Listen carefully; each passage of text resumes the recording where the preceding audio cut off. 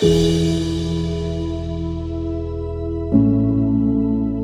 right, we have Rhonda Blanford-Green here, the CHASA Commissioner. Rhonda, thank you for hopping on. And if there's anything you want to say to kick this off, please go ahead. Well, first of all, Ryan, thank you for your brainstorm. This is your brainchild. You're just always so good with connecting with our kids. And, often, especially this year with all the changes with COVID, the pandemic, different calendars, modified seasons, we're always answering parents, right? And we're answering adults. And we do serve kids. And kids are the reason why CHASA exists. And so this was the opportunity to come and answer questions submitted by our student athletes and participants was something that I am looking forward to today. So hopefully they're really nice to me. Well, as you know, Instagram is kind of our social media platform where it's majority kids and students. So we figured we would go there. We had probably close to 300 different questions. We have narrowed it down to 21 for you. So, wow. Yeah, but they're all different topics, and I think they did a great job. So we will start off with this question from Noah from Cherry Creek, and he has two questions. Okay. The first, delayed and canceled are two different things. Is that right? And then also, doesn't CDPHE dictate if CHASA delays sports? Wow, great question. So you are 100% correct. Cancellation means there's no hope because someone has made a decision that we wouldn't have the opportunity to participate at all. And what has been the bright light for CHASA and for the many different communication opportunities we have is that we have hope. We've only been delayed.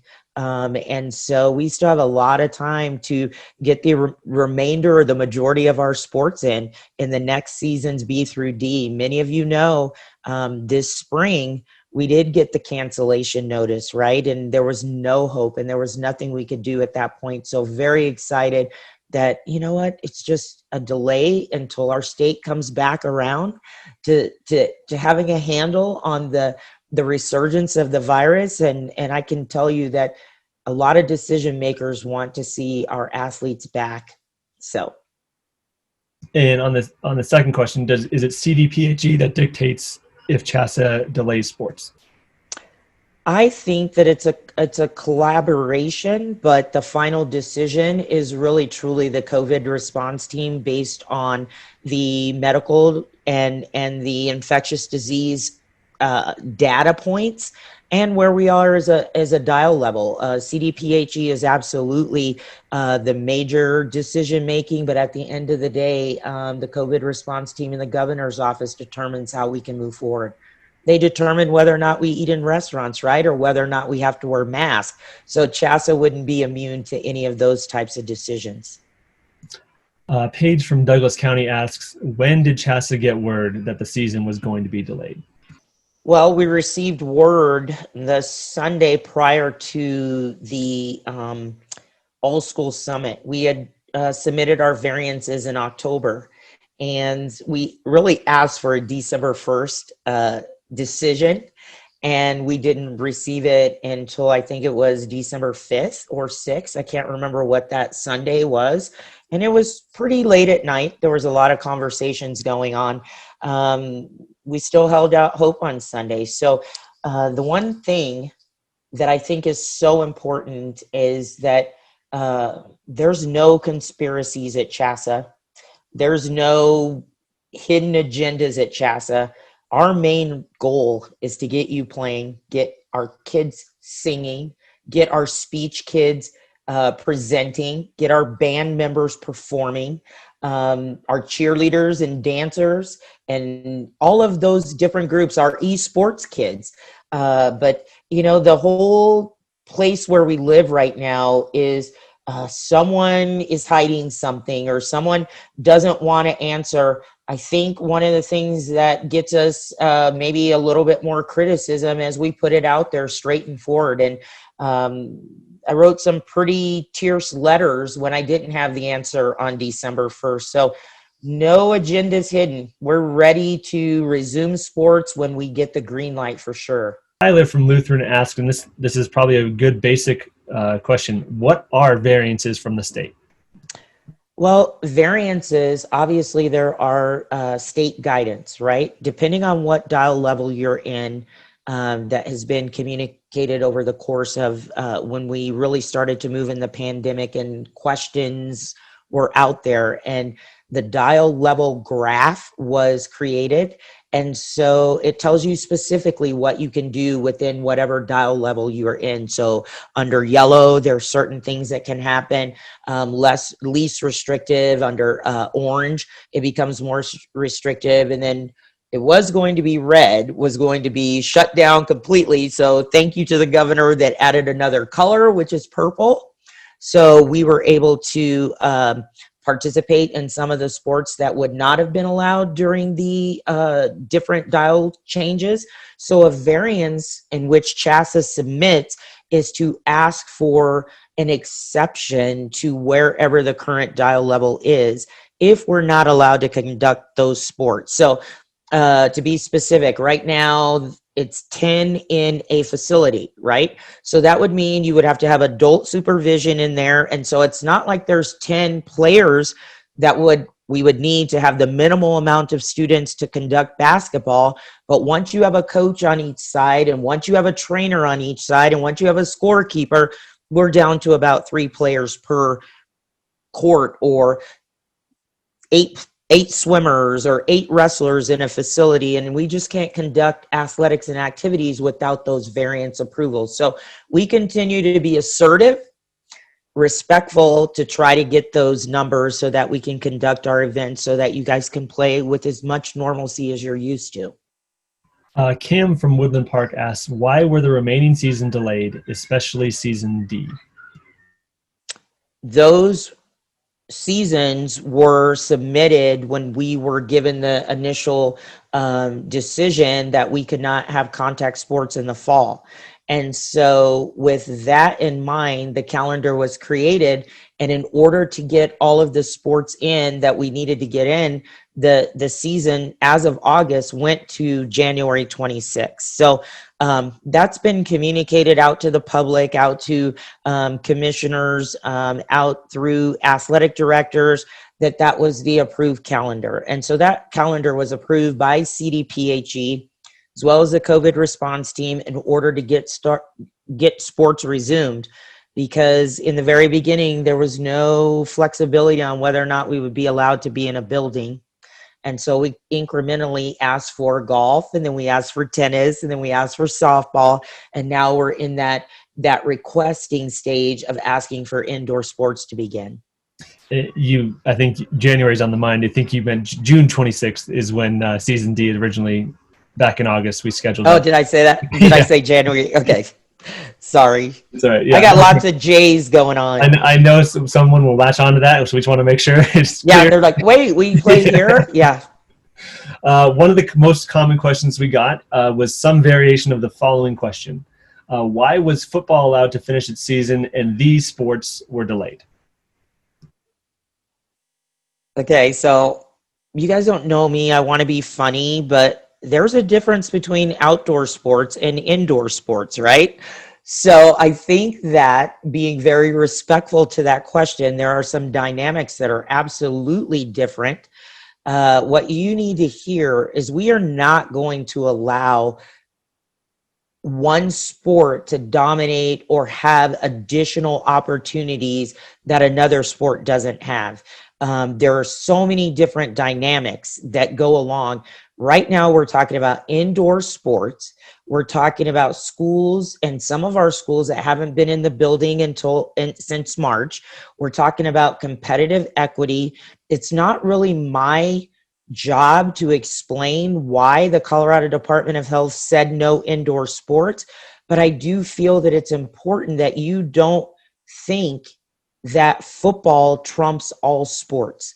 That football, yes, it dominated the news because that's what the public wants that to do. But I can tell you the 17 employees that work for CHASA will fight just as hard for music, esports, swimming, cross country, as we would for football. And so I think it's so important that you don't compare what you think another sport received that you're not getting. Right now, the decision is that indoor sports have been delayed. And I want to go back to one part of your question.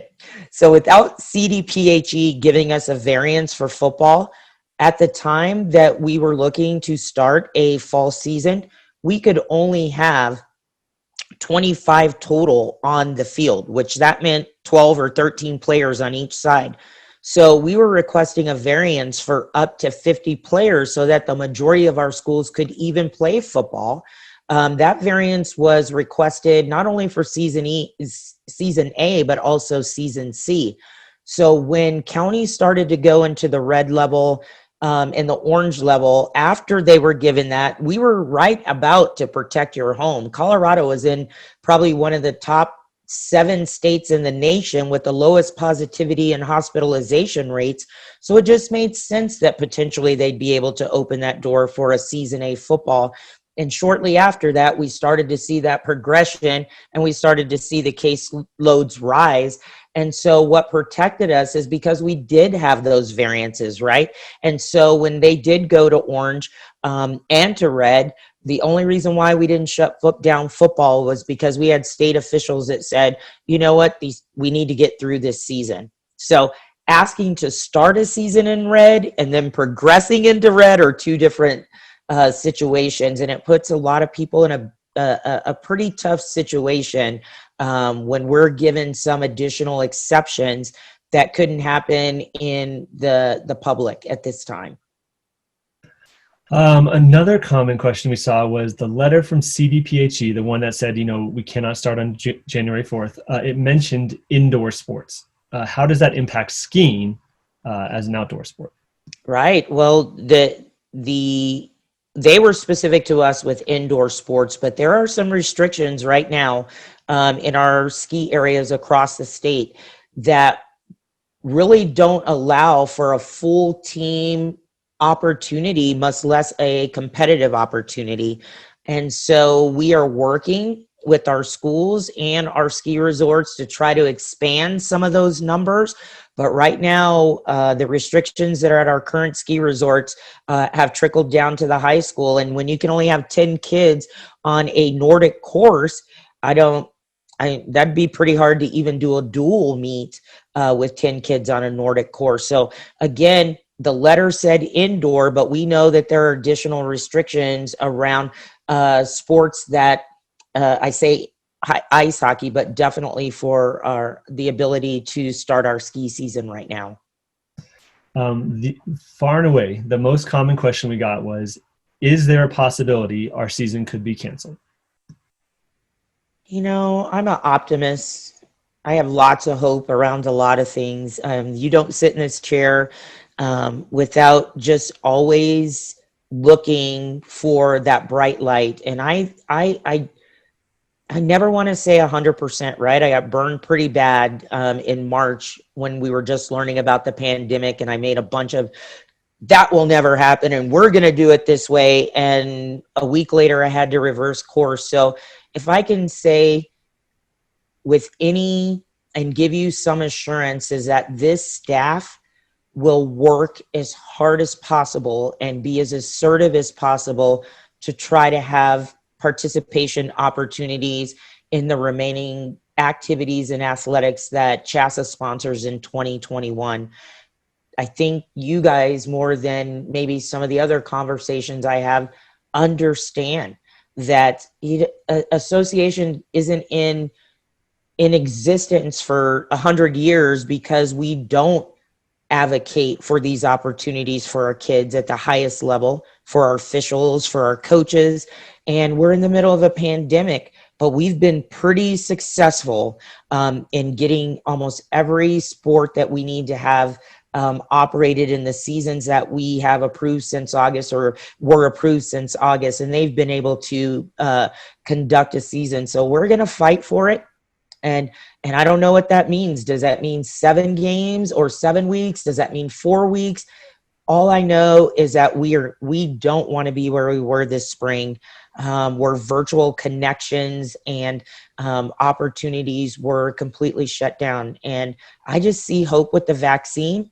I see hope with more people embracing the safety measures that need to happen, whether that's mask wearing, whether that's staying 6 feet apart. You just see this not being as divisive and political as it was when it first rolled out. And I think we're on the right track to making sure.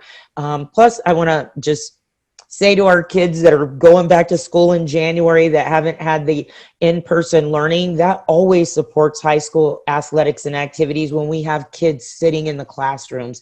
And so I'm just really excited about what I've been hearing about a lot of our school districts starting back up, and that means we're just going to follow right behind them.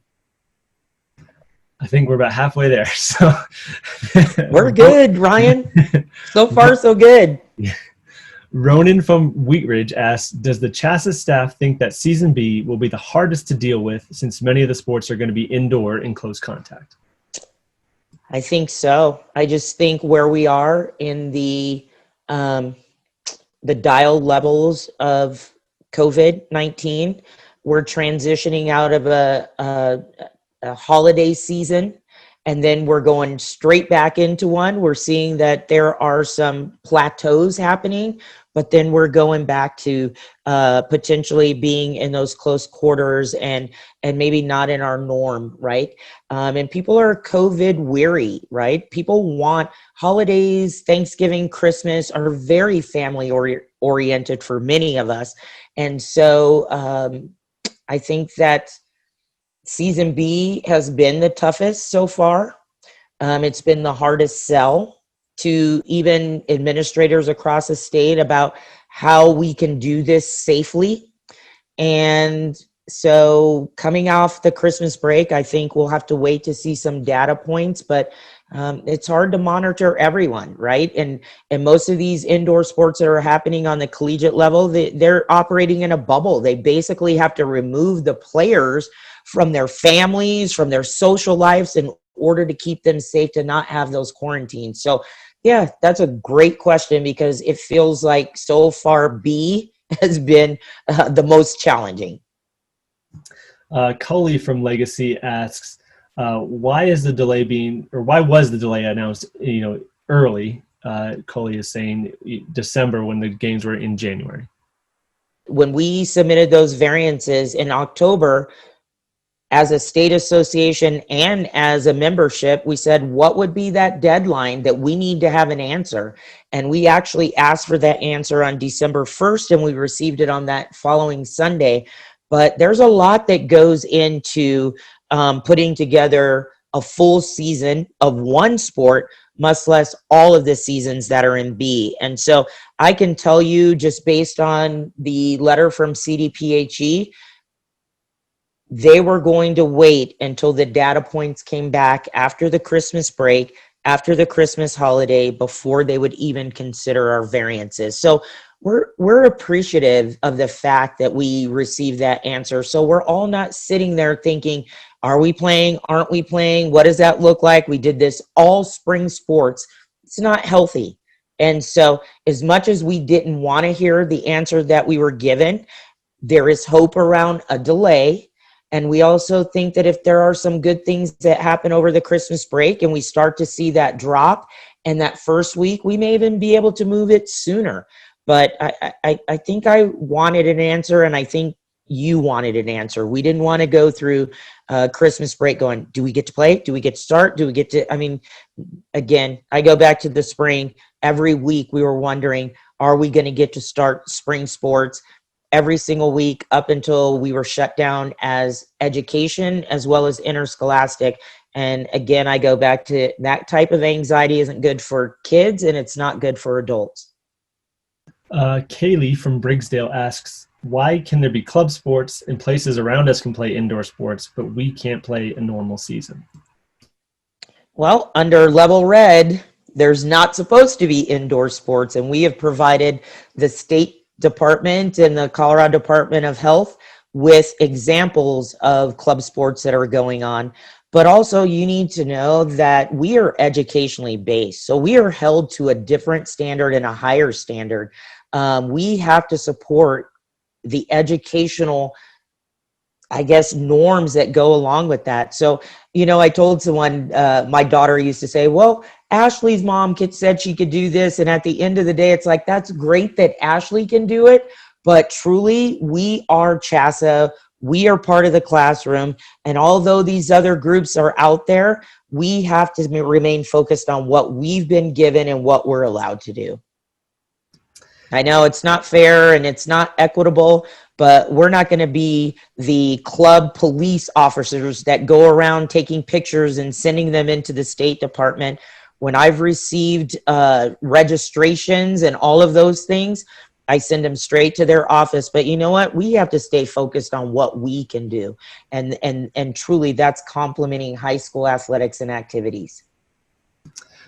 Taylor from Roaring Fork asks, will counties in level red cause indoor sports to postpone until the level decreases? We're going to try to get around that. No.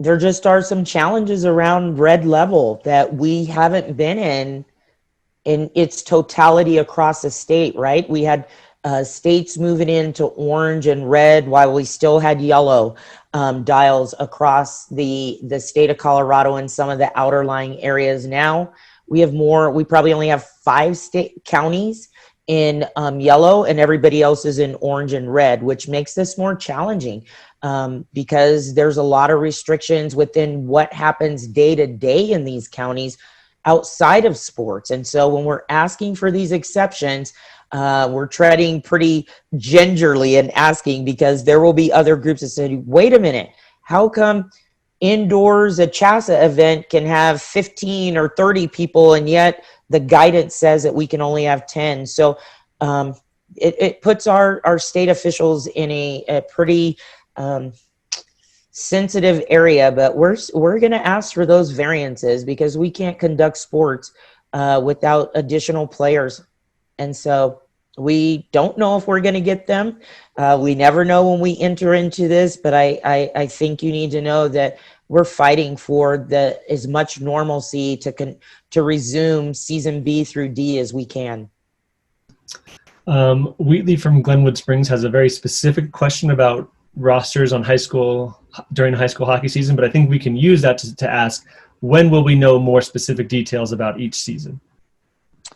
You guys, if we get through season B, I think that there are a lot of preventative measures that are coming along with COVID, whether that be the vaccine. Again, I go back to personal accountability. You're starting to see, even in our office, at first it was someone else's cousin's brother or a contractor that came to a home. And then it started to really start to sink in because it was our family members or our co-workers. And you just see a lot more personal accountability because now it is hitting home. And I just see that we're moving in the right direction. And so if we can get through season B and get those started, I think that we're home free to a certain extent. Dr. Fauci isn't saying that he sees a resurgence coming in March or April, so that's a good thing. And so we're going to go with that kind of mentality that we get through this indoor kind of phase, and then we start getting, just some therapeutic measures ingrained in our environment and our culture. I think we're going to be home free, but that's the cheerleader in me that says that we're going to get through this and y'all are going to play. Cheyenne from Sanford asks, why can college and professional athletes play without masks and we cannot play? Well, first of all, they have multi-testing bubbles. I can tell you right now that I know that in the collegiate realms, they are testing athletes 2 to 3 times a week. And so I would have to say just the way that they're able to bubble athletes, the way that they're able to control environments and your contact levels and who you have contact with. Obviously, each one of us go home to our families. Some of us, not me, but some have jobs. Some of their parents have jobs in a more populous area. And so because of that, we don't want to have CHASA events be super spreaders, not necessarily by kids, but by the environments that they come from. So we did ask for a recommendation for mask and not a mandate for mask. But as long as we're in orange and red, I can tell you that we will probably have to play, officiate, score, keep, enter into a building, enter an athletic event wearing mask.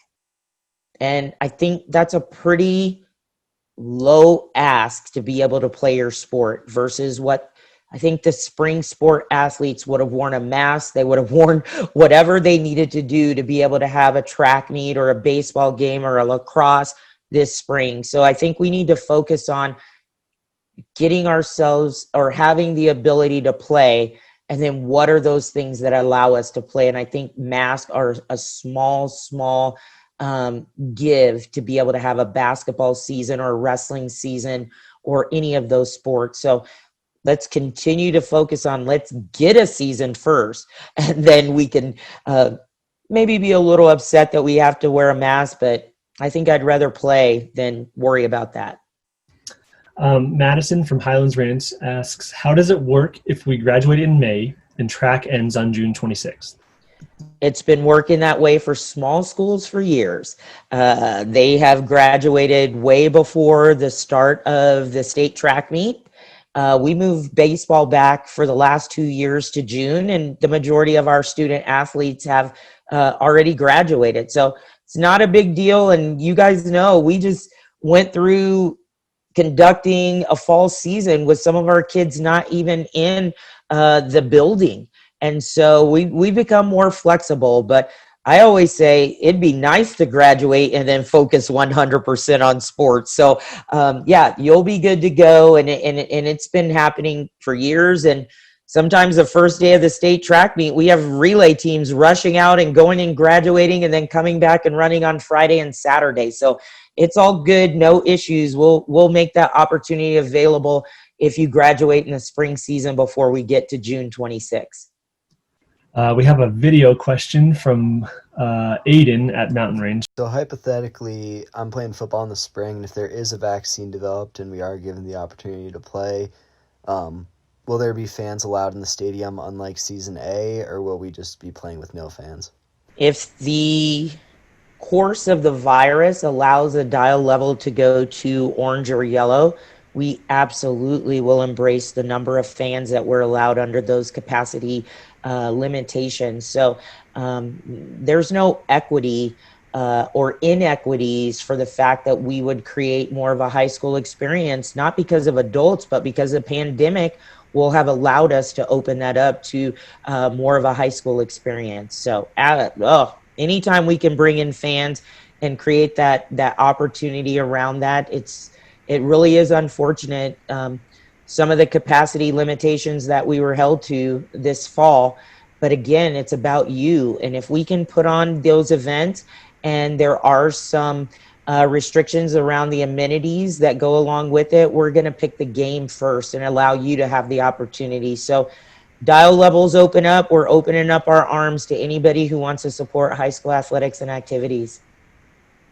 Blake from Lewis Palmer asks, if schools do not return to in-person learning, will sports be able to resume? Well, it's an interesting question because CHASA as a statewide organization is advocating for those seasons for opportunities for those that have that opportunity. Now, if there are decisions made at the local level that would potentially delay or cancel a season, though, that would be a district level decision. But our focus and our advocacy is to create these opportunities, and then however our school districts and schools can fit them into that parameter or that time zone is really going to be based on where they are in their dial levels and where they are in their local decision making. Michaela from Estes Park asks, why do the seasons overlap? Well, I would have to say the seasons overlap now, but it depends on if you're in, how far along you go into the playoffs, the amount of overlap that there will be. But that is truly aligned with how our current seasons are. We wish that we had expansion time, right, to be able to allow a couple weeks of rest and then move into the next season. But you know that if you're in state football, then you transition right into wrestling, even outside of a pandemic. So they have to overlap no matter what to try to get every student athlete the opportunity to participate in the season, especially our multi-sport athletes and our rules school athletes to field teams. In order to do that in this short period of time that we have, there's more of an overlap during a pandemic than there is during the regular competition season. Gracie from Rocky Ford asks, why aren't different sports getting looked at based on levels of risk? We identified levels of risk early on in June when we were looking to resume sports. But I guess Ryan will have to tell me exactly what you mean on that, because we have identified all of our athletics and activities by risk. And we actually were able to play some moderate and high risk sports even this fall. So as I said in June, when there was this public outcry, oh my God, who said basketball is high risk? Cheerleading's not high risk. I said, don't panic. This is just a way to categorize. But if there's an opportunity to transition these sports in, we're going to do it. And so there hasn't been any one risk level that has prevented us from moving forward when we've been given the green light by our state officials and the response team. Cam from Discovery Canyon asks, can you play two sports in the same season? Absolutely. That's what I love about Colorado. So many times we get compared to other states, but the flexibility around participation and just embracing the different skill sets and opportunities and things that you guys are doing, we don't have any restrictions on that. So as long as your schools are allowing you to do 2 seasons, we absolutely support that. We have some of our rural schools that wouldn't field teams if the kids didn't play 2 sports in 1 season. So we're huge advocates of whatever you can handle, we're going to allow you to have those opportunities. This is our last question. It's a 3-parter, and this is Raina from Bennett. And so we'll take them in the following order. Be nice, Raina. Number 1, why are you doing what you're doing? And I think it's specific to, what the structure of the seasons and how they're looking. Okay. I thought you meant my job in general. I've only questioned it like 10 times in the last week. No, I love my job. You guys need to know that the people, there's 17 of us in the office, and I tell them this all the time and they call me cheesy, but the commitment, we don't work 9 to 5, and the pandemic has probably caused 14 to 15 hour days in our office. We're answering your parents' emails at 10 o'clock at night, working with legislators, working with departments of health and county health departments to try to resume sports. So I always say, if not us, who? We are former athletes, we are former coaches, we are former administrators, and we know what this means. I don't sit in this chair without athletics and activities. I don't run at the University of Nebraska without CHASA activities, athletics. So know that the advocacy in this office, when we're not able to move forward the way that we train, because I say we're not athletically training, but we are definitely in game mode. When spring comes, we're ready to go. When fall comes, we're ready to go. And to have that disruption, even in our office, we have felt a little loss. So know that you have a CHASA staff that comes from diverse backgrounds, big schools, small schools, collegiate athletes, professional athletes, and we're going to fight for this opportunity as long as the pandemic doesn't put, I was a hurdler, put any barriers in our way. So number 2. So why are we doing what we're doing? Is because we have to find ways for participation when the pandemic just has been, it hasn't given us a lot of flexibility. We have had to think outside the box. We have had to throw out ideas. We've gone from plan A to plan D all within 2 weeks. And it's always coming back with, nope, we're not stopping here. How do we make this happen? How do we make this happen? And that's just who we are in our office. That's the way your ADs are. That's the way your principals are, your superintendents. There's just a collective group of adults that want this to happen for you, not just athletics, but your homecomings, your graduations, your social connections in your schools. We don't like this disruption for you. We want every single piece of your norm to be back in place. The second question from Raina, has the idea of a waiver been put into any consideration? I think she's specifically talking about, there's this thought about having some participants sign a COVID waiver or something that way they could play. The answer is no. We don't want sports to mitigate what infectious disease and epidemiologist, and I don't get into the arguments or the political arguments around COVID and whether it exists and how it impacts kids. We need to look at our Colorado Department of Health, who oversees every part of decisions of, again, I go back to whether or not we eat indoors in a restaurant, whether or not we have to wear our mask when we board a plane or we're at DIA. You're not an expert. I'm not an expert. Your parents aren't experts around this. And I just would not want to be the person that would accept a waiver of someone's, health. That would almost be aligned with concussions, right? If someone says, oh, my parent says that I'm good to go to play, and I feel like I'm good to go, so if CHASA will take this piece of paper, then I can still go even though I've been diagnosed with a concussion, or there's something going on with that. So I just think we don't want to get into, let's give up our personal rights, our personal health accountability. Let's be patient. Let's allow the experts in these fields to tell us when we have a green light, so that we have that insurance that we're participating at least with the oversight of the experts across the state of Colorado, and not our personal opinions. Okay, we're going to end on this one. What are your thoughts about this whole situation? I could choke up. My staff knows I'm a pretty tough cookie, but from March, when the basketball tournament and we didn't know what was happening with COVID, everybody was pretty scared. We were taking direction. The first thing I said is, hey, don't shake hands. And then just working through spring and hoping and just really truly praying that we could at least have some games that we could connect our kids, because it was just this automatic that we weren't allowed to come together anymore. It's almost like we didn't even transition into it, right? We started spring sports and it was like, we're shutting down tomorrow.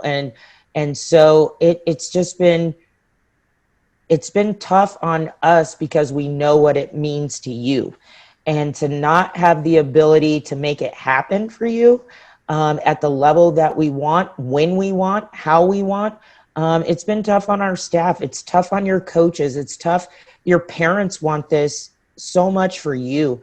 And so if you say, I can't make sense of it, I don't have a playbook, I've probably made some decisions that had I not had to react so quickly to make some things happen, I would have liked. That's what leaders do. They try to take time, look at all the sides.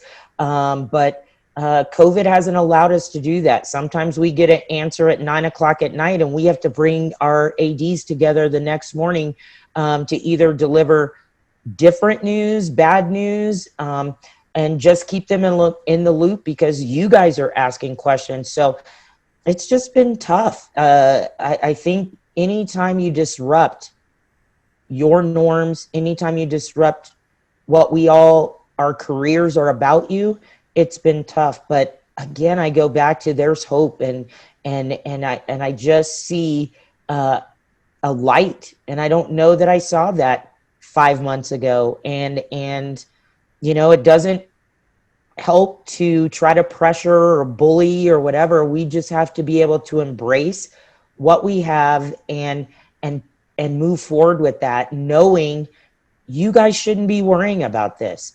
There are people out there fighting on your behalf to get these events going. Please know you have some fighters and competitors, and I'm not saying that if I didn't feel like we were moving in the right direction, I'd be delivering a different message to you. But I feel optimistic. I don't know what that's going to look like because I don't have a crystal ball. But I do just feel a different sense around adults making decisions and them getting a much better sense of where we'll be a month from now and 2 months from now. And I'm not sure that I heard that 3 months ago. It was like, well, we can't tell you. We don't know where we're at. And it's like, but they want to know where we're at. So we fight because we don't want your emails and all your calls and all that. We want you to know where we're at. So I appreciate this, Ryan, the opportunity. We should do this more often. Very thoughtful questions. Some of them a little tough. But you know what? We're in this together, and there isn't one person I know out there that doesn't want to see high school. Oh, see, I get choked up. To see high school athletic and activity participants back into some level of normalcy. Yeah, you need this. Your communities need this. And as much as we have control and the ability to do it in a respectful way that is respectful for the decision makers above us, then I just know we're going to get there.